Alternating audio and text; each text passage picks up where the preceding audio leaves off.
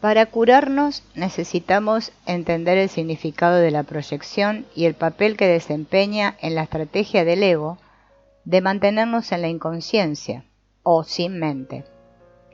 La proyección se produce cuando la mente tiene un pensamiento que encuentra inaceptable e intenta deshacerse de él proyectándolo fuera y haciendo que no seamos conscientes de ello. A continuación, olvidamos convenientemente que somos la causa de lo que no queremos ver porque ahora está en otra persona. Las ideas no abandonan su fuente, lo que significa que el pensamiento que fue proyectado afuera y que acto seguido produjo una imagen no ha abandonado su fuente en tu mente. La proyección da lugar a la percepción. El curso explica que primero miramos dentro y decidimos en el nivel de la mente a quién vamos a escuchar, al ego o al Espíritu Santo. Y después proyectamos o extendemos nuestro pensamiento. El ego proyecta miedo y el Espíritu Santo extiende amor. Tú puedes elegir activamente a qué parte de la mente quieres escuchar siendo consciente de cómo piensas en cada momento. Tu estado de ánimo te dirá qué maestro elegiste. Puesto que el mundo proyectado ya se acabó, podemos elegir reforzar el guión del ego, el mundo proyectado o cambiar al guión del Espíritu Santo, es decir, mirar al mundo proyectado de manera diferente, con paz en lugar de conflicto. Esa es nuestra elección. El propósito del mundo de la percepción es mantenernos en un estado de inconsciencia. El curso dice que el mundo fue fabricado como un ataque contra Dios.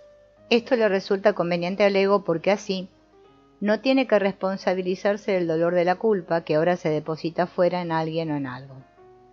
Esto solo es así hasta que cambiamos de mentalidad y nos damos cuenta de que somos mente y no cuerpos, y de que podemos mirar las cosas de otra manera.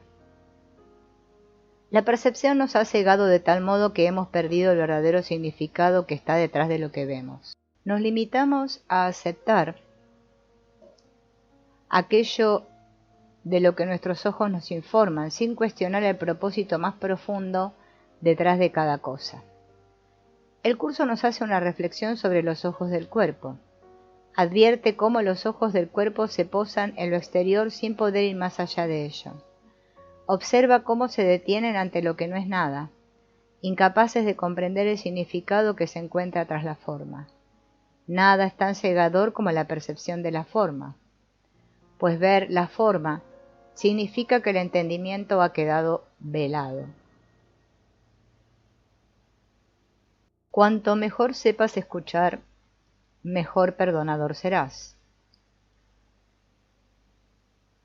Ver y escuchar con la percepción correcta te ahorrará incontables discusiones en tus relaciones y te ayudará a comunicarte mejor con el mundo en general.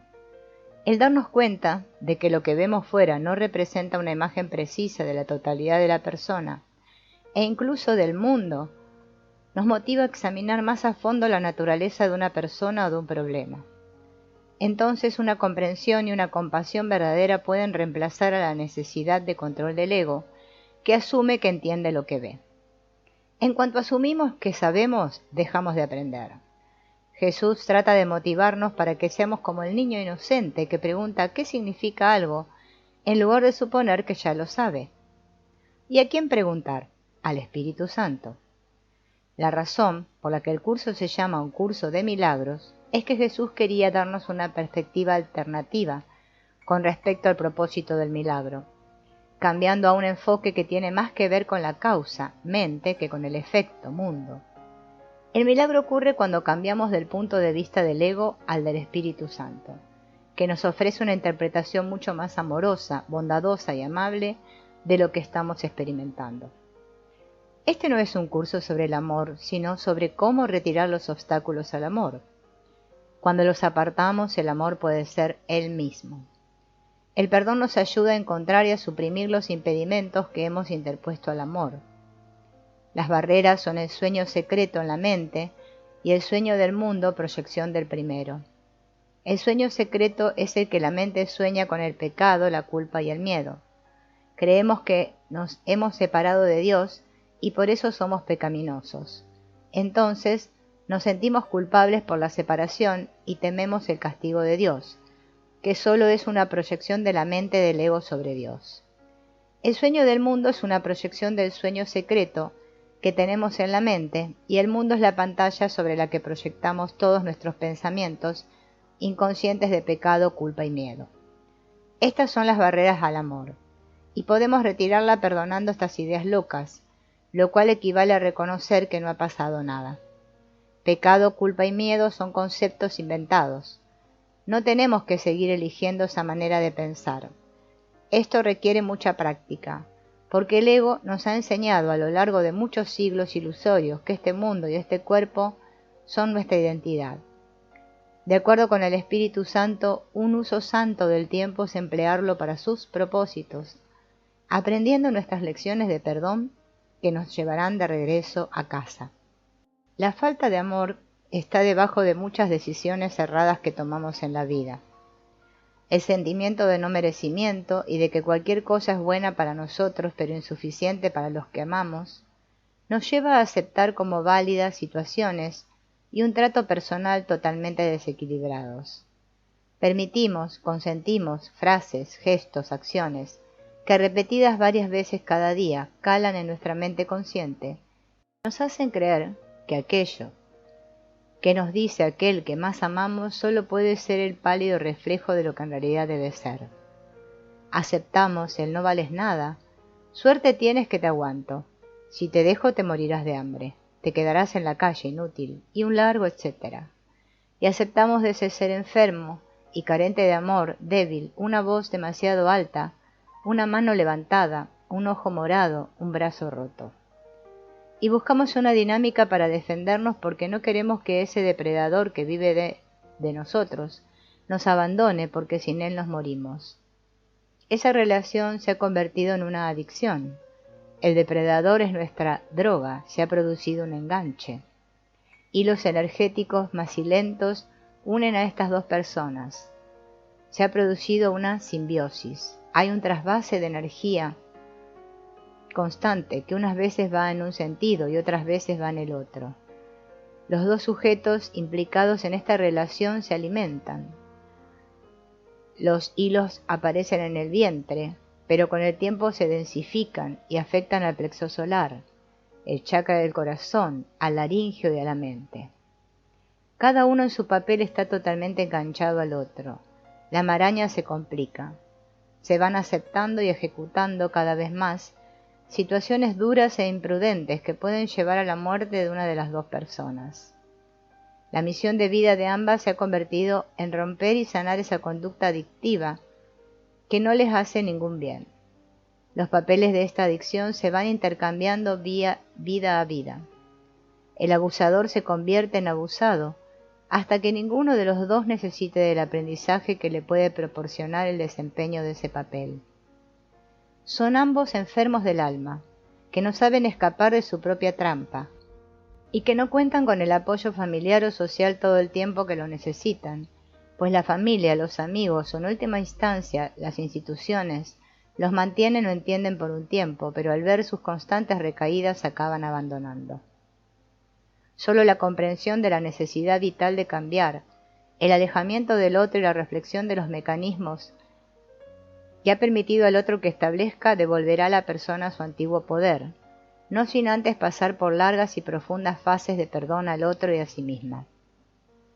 El amor parece que se ha establecido, mas el universo sabio presentará de nuevo una situación parecida, y ahí la persona sabrá si efectivamente su adicción o relación patológica está superada. Las relaciones son todo un reto, concretamente las del tercer nivel. Cualquier comentario o acto basta para desatar desde una simple ofensa a una ira incontrolable. La relación entre padres e hijos, entre hermanos, con la pareja o cualquier otra con la que tengamos un vínculo emocional importante, se convierte en una maestría para no movernos de nuestra zona de paz. Estas relaciones, ya creadas desde la especialidad, desde el juicio, diferencia, reclamo, están en nuestro presente para ser liberadas o para seguir condenados en ellas. Recordemos que en la pareja se proyectará inconscientemente todo lo que nos quedó pendiente de resolver en la infancia. los juicios y reclamos a los padres, los celos a los hermanos, las creencias que se vivieron dentro del núcleo familiar, padres ausentes, padres que no están a la altura de las circunstancias, madres solitarias, hermanos que hay que atender por enfermedad, nosotros que quedamos apartados y un largo etcétera de posibilidades. Inevitablemente los asumirá la pareja en un intento de ayudarnos a liberarnos del pasado. Entonces comprendemos que la pareja que atraemos está simplemente aquí para sostener unas circunstancias pasadas a las que nosotros le pusimos un valor, no las creímos, las juzgamos y las sentenciamos. Literalmente estamos usando la pareja para seguir justificando una situación, creencia o impacto que creímos cierto, desde un nivel de conciencia de niño o adolescente, la mayoría de las veces. Si sigue habiendo un reclamo o juicio a los padres o hermanos, primeros novios o experiencias de los abuelos, la pareja asumirá el rol de representar a uno de los acusados, no siendo libre de ser quien realmente es. Estará totalmente condicionada y comprometida a desarrollar el rol que le ocupa en esta relación, hasta que salga a la luz la verdad de la situación pasada. La pareja da sentido a lo que vivimos en el pasado. Representa esas vivencias que fueron tan reales para nosotros y que evidentemente estaban impregnadas de emociones egoicas, si no, no las estaríamos repitiendo. Como dice el curso en el capítulo 16, sección 7, la relación especial es una venganza contra el pasado. Al tratar de eliminar todo sufrimiento pasado, pasa por alto el presente, pues está obsesionada con el pasado y comprometida totalmente a él. Ninguna relación especial se experimenta en el presente. Sombras del pasado la envuelven y la convierten en lo que es. No tiene ningún significado en el presente, y si no significa nada en el ahora, no significa nada en absoluto. ¿Cómo ibas a poder cambiar el pasado salvo en fantasías? ¿Y quién te puede dar aquello de lo que, según tú, se te privó en el pasado? El pasado no es nada. No trates de culparlo por tus privaciones, pues el pasado ya pasó. Debe ser, por lo tanto, que está perpetuando la ilusión de que todavía está ahí porque crees que sirve para algún propósito que quieres ver realizado. Y debe ser también que ese propósito no puede realizarse en el presente, sino solo en el pasado. De la misma manera, nosotros somos y hacemos lo que la pareja necesita para poder liberar igualmente su pasado. Actuamos de manera inconsciente para activarle esos recuerdos que están lejos del amor y que el ego va a usar para perpetuar en el presente. Es una ayuda mutua. Ambos subconscientes pretenden expresarse a través del otro, en un intento de perdonar escenas y poder vivir desde el presente, pues si estamos bajo la influencia de una proyección, estamos reviviendo el pasado sí o sí a través del otro, pero en la versión del año actual. Este es el primer motivo de la relación de pareja, ayudarnos a evolucionar. Solo cuando estamos libres del pasado podemos vivir la relación de pareja desde el presente y la libertad absolutas, libres de expectativas y permitiendo que la pareja sea lo que tenga que ser, aceptándola tal como es y a la vez permitiéndome ella ser como soy. Una relación consciente desde la paz y el reconocimiento del uno en el otro. Una relación presente, una relación santa. Ambas partes sin miedos a represalias o exigencias. Y en caso de que salieran miedos, que siguen saliendo, uno abraza el miedo del otro y juntos lo disuelven. Todo perdón es perdón hacia uno mismo, porque todos somos uno, una solamente. Cuando perdonas a otro, te perdonas automáticamente a ti mismo, porque no estás separado de la persona a la que estás perdonando. Esto resulta muy difícil cuando no creemos que estamos verdaderamente unidos. No hay separación entre nosotros y nuestras proyecciones. Dentro de este encuadre mental, recordemos que cuando no perdonamos a otros, lo único que hacemos es dañarnos a nosotros mismos. Es posible perdonarse a uno mismo a base de práctica y pidiendo ayuda a diario al Espíritu Santo, viéndote tal como Dios te creó y no tal como tú te has fabricado. Si practicas y te mantienes vigilante a los pasos del perdón, lo conseguirás. Procura no dejar que tu mente se pierda en el olvido. El curso dice, deshacer el miedo es tu responsabilidad. Cuando pides que se te libere del miedo, estás implicando que no lo es, y en lugar de ello, deberías pedir ayuda para cambiar las condiciones que lo suscitaron. Esas condiciones siempre entrañan el estar dispuesto a permanecer separado, y a ese nivel tú puedes evitarlo. Eres demasiado tolerante con las divagaciones de tu mente y condonas pasivamente sus creaciones falsas. Siempre que estás lleno de dudas e incertidumbre, el curso te anima a preguntar si tu elección está alineada con la del espíritu. Si estamos seguros de que lo está, no tendremos miedo. Si tenemos miedo, entonces no estamos eligiendo el amor perfecto. Esto es más difícil de practicar en un momento de miedo intenso. Sin duda, la mente puede entrenarse para ver y experimentar solo amor. Es un proceso que ocurre con el tiempo, eligiendo el milagro a largo plazo. Si sientes que te resulta difícil perdonarte algo, practica el mirarte a ti mismo sin juicio. Mira la situación a la que estás asociando tu culpa y obsérvala sin apego. Simplemente mira. Esto es tener una actitud de perdón hacia uno mismo. Lo último que queremos es enraizarnos todavía más en el sueño de culpa. Vamos despertando un poco más cada vez que nos acordamos de perdonar, de pasar por alto nuestros errores y los de los demás, lo que significa que vemos a todas las personas a través de los ojos amorosos y libres de juicio del espíritu. El curso dice, debes practicar el perdón a lo largo del día, pues todavía habrá muchas ocasiones en las que olvidarás su significado y te atacarás a ti mismo. Cuando esto ocurra, permite que tu mente vea más allá de esa ilusión, según repites para tus adentros. Quiero percibir el perdón tal como es. ¿Me acusaría a mí mismo de eso? No me voy a encadenar a mí mismo de esta manera. Esta es otra manera de explicarnos que cuando tenemos pensamientos de ataque hacia otros, en realidad, nos atacamos a nosotros mismos, puesto que solo somos uno. Queremos ser conscientes de lo que hacemos a fin de poder cambiar nuestras mentes para reflejar el sistema de pensamiento del espíritu. Cuando tratamos de apuntar a otro con el dedo, haciendo que sea culpable, debemos preguntarnos por qué queremos herirnos a nosotros mismos. Una vez que entendamos lo que estamos haciendo realmente, extenderemos amor en lugar de proyectar miedo y la paz retornará. Cuando has aprendido todas tus lecciones de perdón, te conviertes en una manifestación del espíritu. Ese es el mundo real.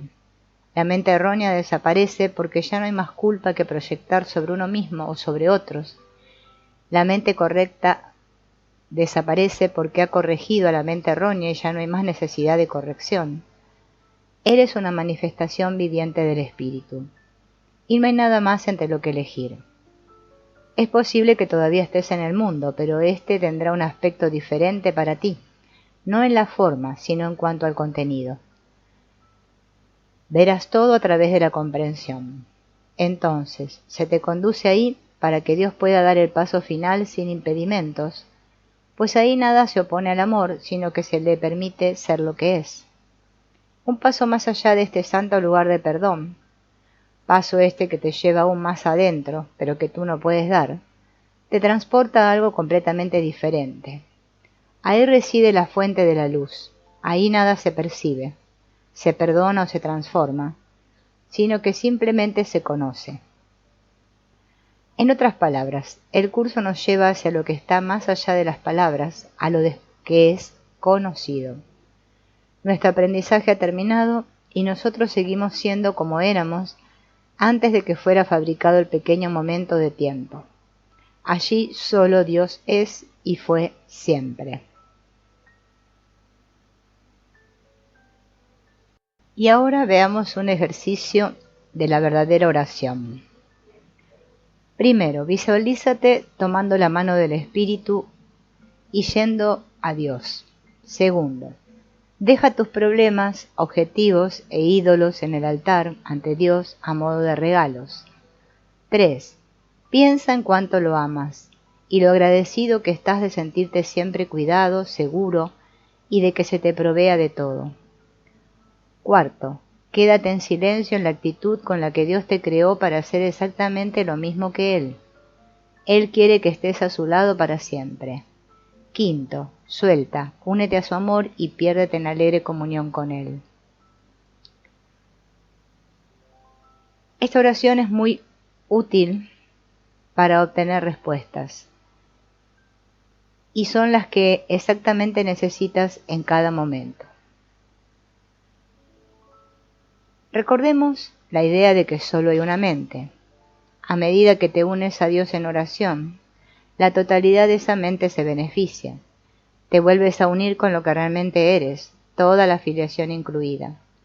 Ahora, al pensar en otras personas, piensas con el espíritu, robusteciendo su fuerza dentro de ti y en la filiación. Si eres un efecto del mundo y aceptas el miedo del ego, juzgando y condenando a otros, refuerzas el miedo en ti mismo y en toda la filiación.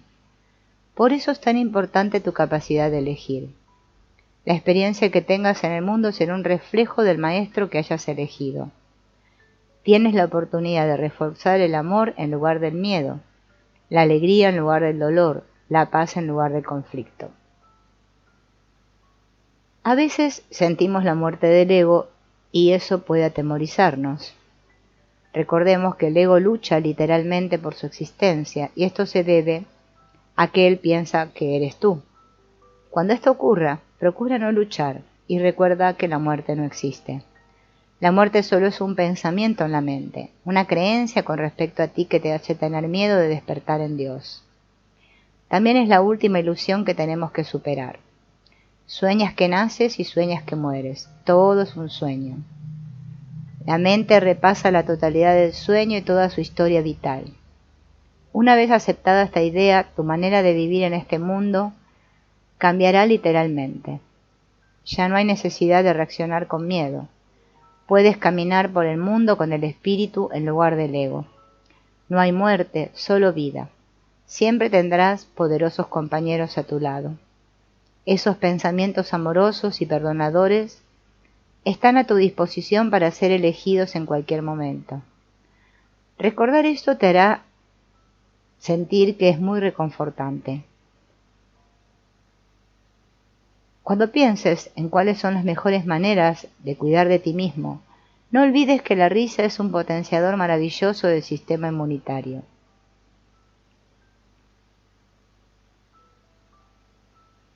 Pero ¿cómo podemos mantener una mentalidad de paz en un mundo que cambia literalmente ante nuestros ojos? Para empezar, reconociendo que este mundo es un aula para aprender nuestras lecciones de perdón. Estamos en clase para recordar que somos uno. La enseñanza es aprender que todos estamos libres de culpa y somos inocentes. El mundo no tiene ningún otro propósito que valga la pena. Nuestra única función aquí es perdonar. Una vez que deshagamos el ego, se producirá el reconocimiento de que nunca hubo nada que perdonar, porque la comprensión ocupará el lugar del juicio, y esto ocurre cuando llegamos a lo alto de la escalera, cuyo ascenso está guiado por el espíritu. El mundo real es el mundo perdonado, en el que ya no es necesario elegir entre el ego y el espíritu. Solo escuchas una sola voz. Veamos ahora un ejercicio diario para lidiar con una situación molesta. Primero, invita al espíritu a mirar la situación contigo y encuentra el centro aquietado dentro de ti. Para encontrar el centro aquietado, imagina que te hundes hacia abajo y hacia adentro, yendo hacia el centro de tu ser hasta que notes una sensación de paz. Segundo, desde ese centro sereno reconoce tus sentimientos y si todavía estás experimentando resistencia, equipara esos sentimientos con el ego y recuérdate que tú no eres el ego y que es comprensible que te sientas así si has tenido al ego como maestro. Hay otra manera de mirar esto. Recuerda, no tienes que ser perfecto, pero es posible corregir los pensamientos erróneos que piensas con el ego a través del perdón. Tercero, suelta todos los juicios y suposiciones con respecto a que sabes cómo corregir un problema, e incluso que sabes cuál es el problema. Cuarto, di en tu mente: Espíritu Santo, por favor ayúdame a percibir a esta persona o situación con tu visión, no con la mía. Quinto, recuérdate que nunca estás disgustado por la razón que piensas. Sexto, pregúntate si estás dispuesto a aceptar la expiación para ti mismo. Esto significa que reconoces que estás soñando un sueño y que su contenido no es verdad.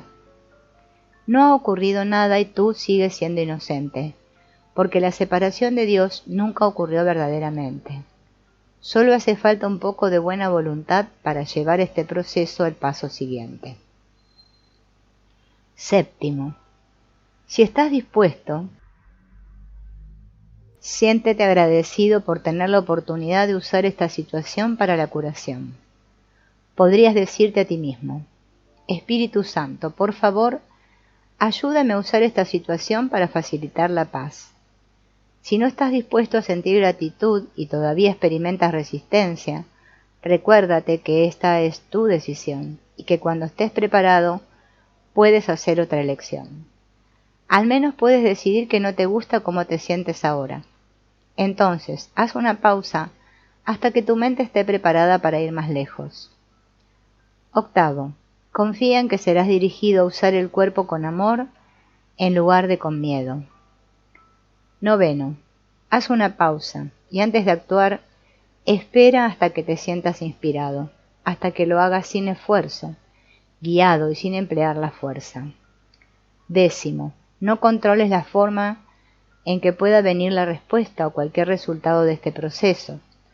El hecho de haber intentado cambiar de mentalidad significa que el Espíritu Santo está entrando en tu mente y tú eres consciente de que hay otra manera. Esto es un gran comienzo.